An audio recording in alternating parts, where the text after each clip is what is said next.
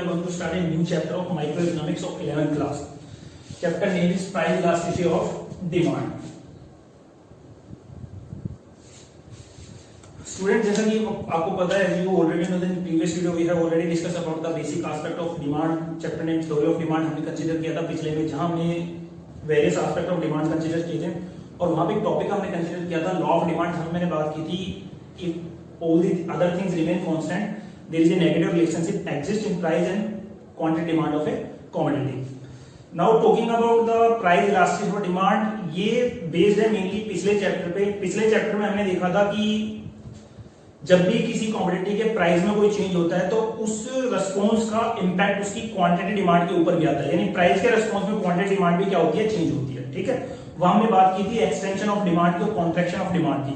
यानी प्राइस अगर कम होगा तो डिमांड क्या होगी, एक्सटेंड हो जाएगी, और प्राइस अगर कम होता है तो प्राइस अगर ज्यादा होता है डिमांड क्या होती है, कॉन्ट्रैक्शन हो जाती है. तो वहां पे जब हमने बात की थी एक्सटेंशन और कॉन्ट्रैक्शन ऑफ डिमांड की, तो वहां हमने देखा था डायरेक्शन ऑफ डिमांड करो. डायरेक्शन ऑफ डिमांड करो का मतलब या तो डिमांड करो अपवर्ड मूव करेगा या डाउनवर्ड मूव करेगा. वहां हमने डिग्री ऑफ कॉन्ट्रैक्शन या डिग्री ऑफ एक्सटेंशन की बात नहीं की थी. ठीक है, तो price of elasticity of demand based degree of contraction और डिग्री ऑफ एक्सटेंशन के ऊपर.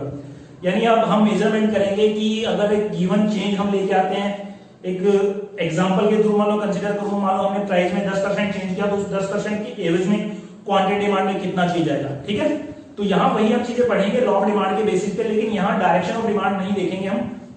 यहां कंसीडर करेंगे किसको, डिग्री ऑफ रिस्पांस चेंज, यानी प्राइस में जो चेंज आया उसके एवज में कितना डिग्री या कितना रिस्पांस या कितना चेंज किसमें आया, क्वांटिटी डिमांड में. ठीक है, तो प्राइस इलास्टिसिटी ऑफ डिमांड यही है कि इसमें जैसे एक पर्टिकुलर कमोडिटी के प्राइस में आप चेंज करोगे और उस चेंज के एवज में उस पर्टिकुलर कमोडिटी की क्वांटिटी डिमांड में कितना चेंज आया, इस बात का मेजरमेंट हम करेंगे किसमें, प्राइस इलास्टिसिटी ऑफ डिमांड में. ठीक है, तो सबसे पहले बात करते हैं डेफिनेशन की. डेफिनेशन को अगर मैं कंसीडर करूं तो डेफिनेशन बिल्कुल सिंपल है. Price elasticity of demand is an economic measures of change in the quantity demand, quantity demanded और purchase of a commodity in response to change in its price. यानी simple सी बात क्या है, किसी कमोडिटी के प्राइस में आपने चेंज किया, ठीक है, एक गिवन रिस्पांस ऑफ चेंज से प्राइस आपने कर दिया, और उसी चेंज इन प्राइस के रिस्पांस में जो क्वांटिटी डिमांड है वो कैसे रिस्पॉन्ड करेगी, कैसे चेंज होगी, किस रिस्पांस में चेंज होगी, इस बात का मेजरमेंट हम किसमें करते हैं, प्राइस इलास्टिसिटी ऑफ डिमांड में. क्लियर है चीज. तो आई होप डेफिनेशन वगैरह इश्यू नहीं होगा, लेकिन अगर बात करें मेजरमेंट की,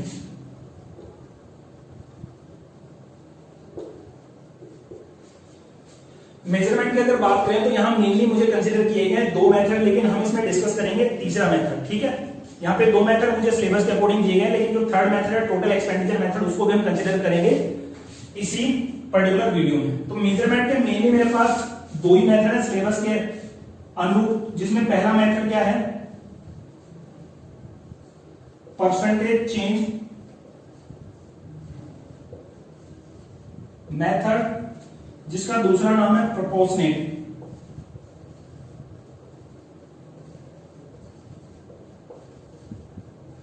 मेथड. दूसरा जो मेथड मेजरमेंट का है किसका, प्राइस इलास्टिसिटी ऑफ डिमांड का, उसका नाम है ज्योमेट्रिक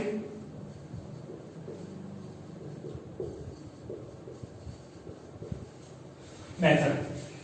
अब बात करें सिलेबस की, तो 11th क्लास का जो सिलेबस है according to the guideline which is suggested by the CBSE regarding the syllabus of 11th class economics. तो स्पेशली बात करें जब प्राइस इलास्टिसिटी ऑफ डिमांड की और मेजरमेंट की अगर बात करूं तो मुझे डिटेल में केवल इस मेथड को पढ़ना है, जिसका नाम है परसेंटेज चेंज मेथड और प्रोपोर्शनेट मेथड. ज्योमेट्रिक मेथड को मैं केवल लीनियर डिमांड कर्व के रिगार्डिंग पढ़ूंगा, उसके बाद हम थोड़ा सा ओवरव्यू लेंगे इसका टोटल एक्सपेंडिचर मेथड का. ठीक है, तो सबसे पहले बात करें प्राइस इलास्टिसिटी को मेजर करने का, तो परसेंटेज चेंज मेथड है. इसमें हम बात करेंगे elasticity of demand is equal to percentage change in quantity demand, उसको डिवाइड कर देंगे किससे, परसेंटेज चेंज इन प्राइस. यानी एक बेसिक फॉर्मूला मेरे पास आ जाता है. जब मैं परसेंटेज चेंज मेथड से इलास्टिसिटी ऑफ डिमांड को मेजर करता हूं, मैं प्राइस इलास्टिसिटी ऑफ डिमांड को मेजर करता हूं, तो फॉर्मूला स्टार्ट होगा नेगेटिव के साइन से. इसके बारे में बाद में बात करेंगे कि नेगेटिव साइन मेनली हम कंसीडर करते हैं. नेगेटिव का साइन तो लॉ ऑफ डिमांड में पढ़ा था कि नेगेटिव रिलेशन एग्जिस्ट करता है, इनवर्स रिलेशन एग्जिस्ट करता है जब हम कंपैरिजन करते हैं प्राइस और क्वांटिटी डिमांड का. तो वहां पे रिलेशन क्या था, नेगेटिव था, तो इसका हमें यहाँ पे माइनस का इंडिकेशन या जो नेगेटिव का साइन है वो हमने ले लिया, और फॉर्मूला क्या है, percentage change in quantity demand divided by percentage change in price. अब इसको अगर थोड़ा सा मैं डिटेल में फर्दर क्लासिफाई करूं तो मुझे ध्यान रखना होगा, क्वांटिटी डिमांड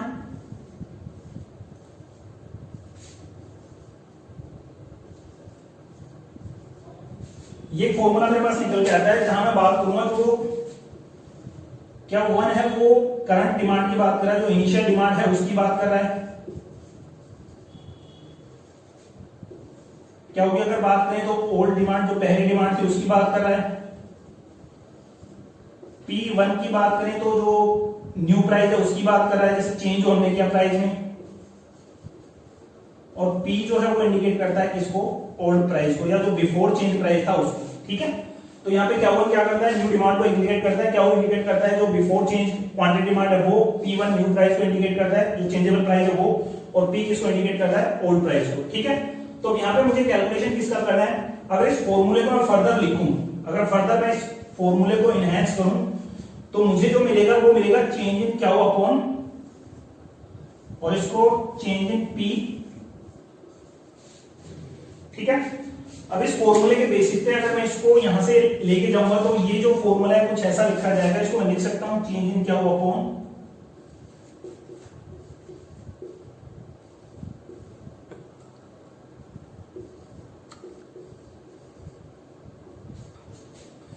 ये मेरा फॉर्मूला होगा किसका, इलास्टिक डिमांड को कैलकुलेट करने का। ठीक है, तो एक बार इसको नोट डाउन कर लो, फिर क्वेश्चन के माध्यम से समझते हैं कि इलास्टिक डिमांड कैलकुलेट कैसे होगा।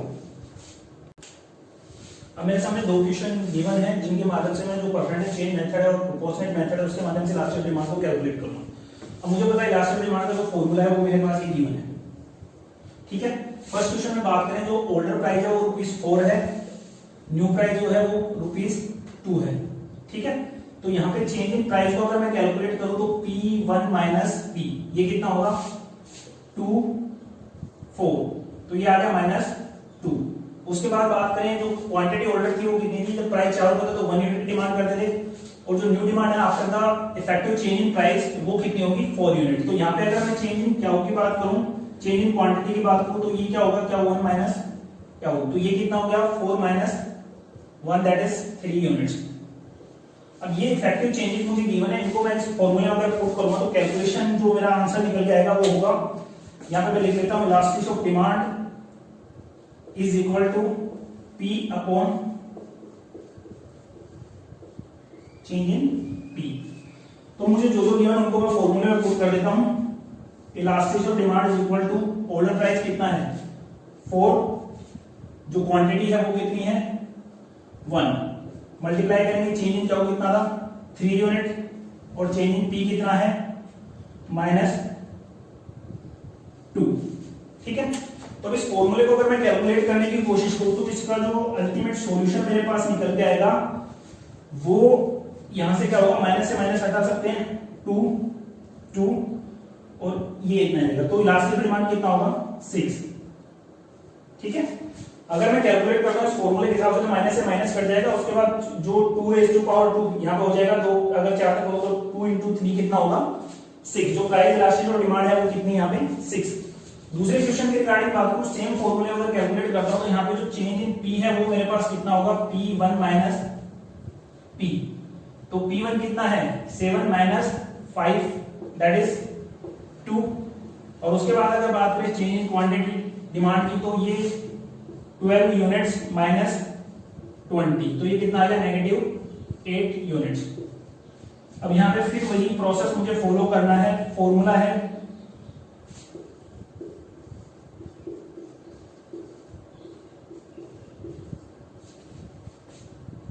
तो P क्या है, P मुझे गिवन है कितना 5, उसके बाद बात करें 20, चेंज इन जाओ कितना हुआ 8 यूनिट्स, और जो चेंज इन P है वो कितना है 2। तो इस फॉर्मूले को यहां पे सोल्व करें तो कितना आ जाएगा मेरे पास, ये कितना हो गया -4 हो जाएगा, यहां पे लिख लें।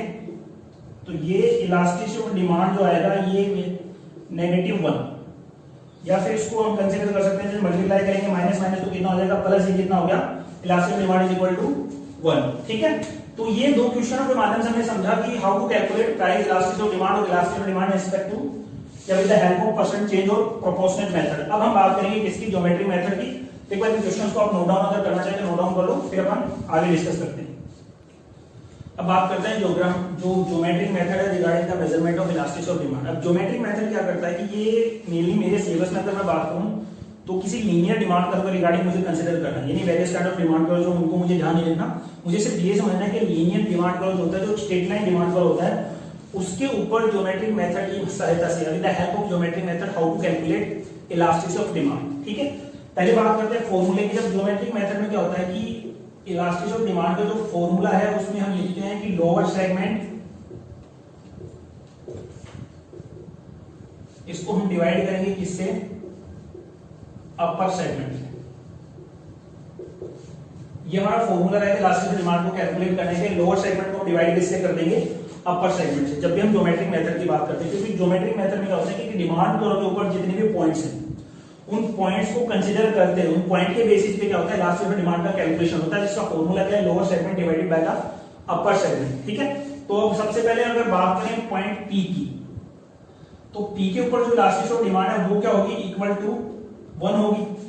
क्योंकि इक्वल टू 1 की अगर मैं बात करूं, पी के नीचे जो है उसकी अगर बात करें, जो लोअर सेगमेंट है वो क्या है, पी एन है, और अपर सेगमेंट क्या है, पी एन है। अब ये दोनों क्या है, इस पी पॉइंट के दोनों क्या है, बराबर है, तो इसमें क्या होगा, इलास्टिसिटी ऑफ डिमांड आपका क्या होगा, इक्वल टू 1।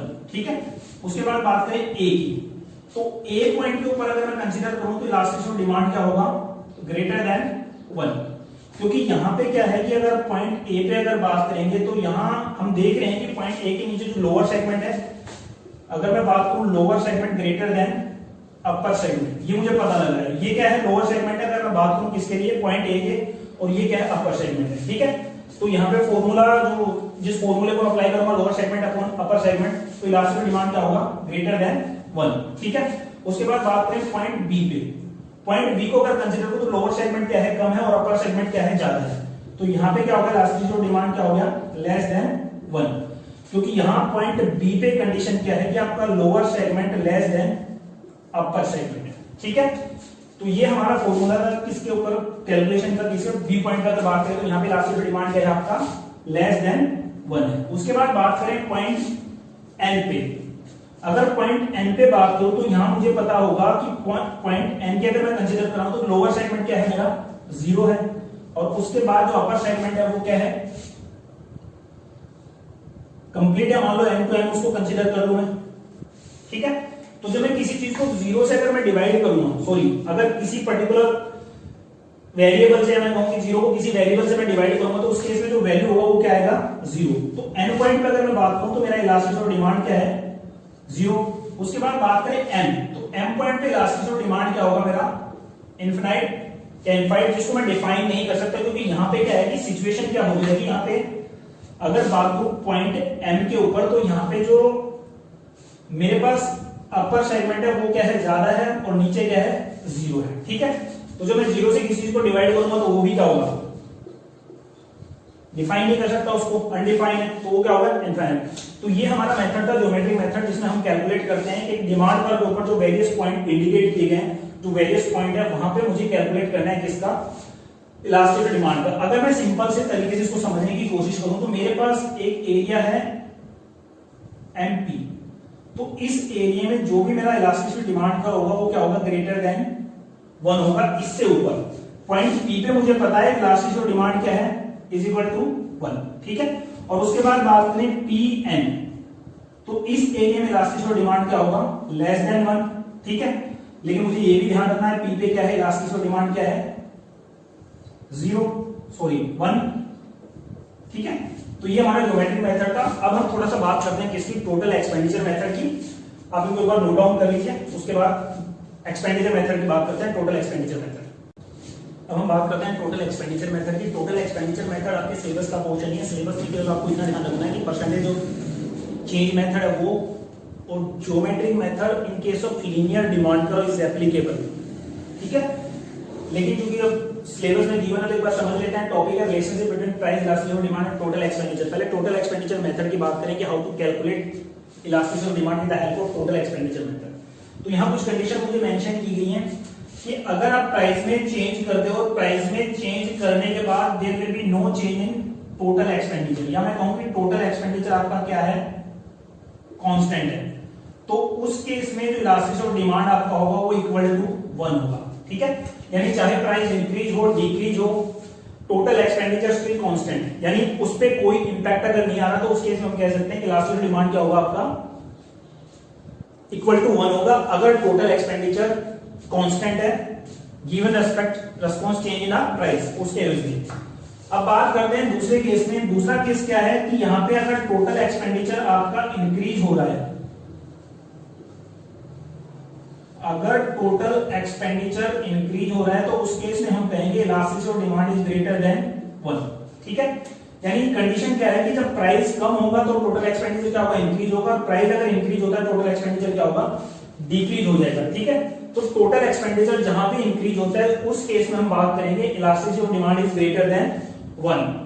ठीक है, और whenever there is a positive relation between the price and total expenditure, यानी सिंपल सी बात है, प्राइस के कम होने से टोटल एक्सपेंडिचर भी कम हो जाता है, प्राइस के बढ़ने से टोटल एक्सपेंडिचर भी क्या होता है, बढ़ जाता है, तो उस केस में हम कहेंगे आपका इलास्टिसिटी ऑफ डिमांड क्या है, लेस देन 1 है। ठीक है, तो फिर से रिकॉल कर देते हैं, अगर टोटल एक्सपेंडिचर कांस्टेंट है then in that case elasticity of demand is equal to 1।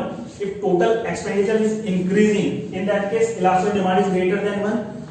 और if there is any positive relation exists between the price and total expenditure, दोनों सेम डायरेक्शन में मूव करते हैं, प्राइस इंक्रीज और total expenditure भी increase होगा, price decrease और total expenditure भी क्या होगा, डिक्रीज होगा, उस केस में इलास्टिसिटी डिमांड क्या होगा, लेस देन 1। ठीक है, अब इसको अगर मैं डायग्राम से प्रेजेंट करूं तो यहाँ पे डायग्राम मुझे दिया हुआ है, अगर मैं पॉइंट की बात करूं, पॉइंट ए बी, यहाँ पे अगर बात करूं इलास्टिसिटी डिमांड क्या होगा, ग्रेटर देन 1 है। ठीक है, ग्रेटर देन 1 क्यों है, क्योंकि यहाँ पे टोटल एक्सपेंडिचर क्या हो रहा है आपका, इंक्रीज होगा, जो नंबर ऑफ क्वांटिटी है वो प्राइस के रिस्पांस में प्राइस कम होगा तो क्वांटिटी डिमांड क्या होगी, इंक्रीज हो जाएगी, प्राइस अगर ज्यादा होगा तो क्वांटिटी डिमांड क्या होगी, डिक्रीज हो जाएगी। यानी जो इफेक्टिव चेंज है वो चाहे प्राइस से या क्वांटिटी डिमांड से हो, लेकिन टोटल एक्सपेंडिचर क्या है आपका, इंक्रीज हो रहा है, तो उसके केस में इलास्टिसिटी डिमांड क्या है आपकी, ग्रेटर देन 1।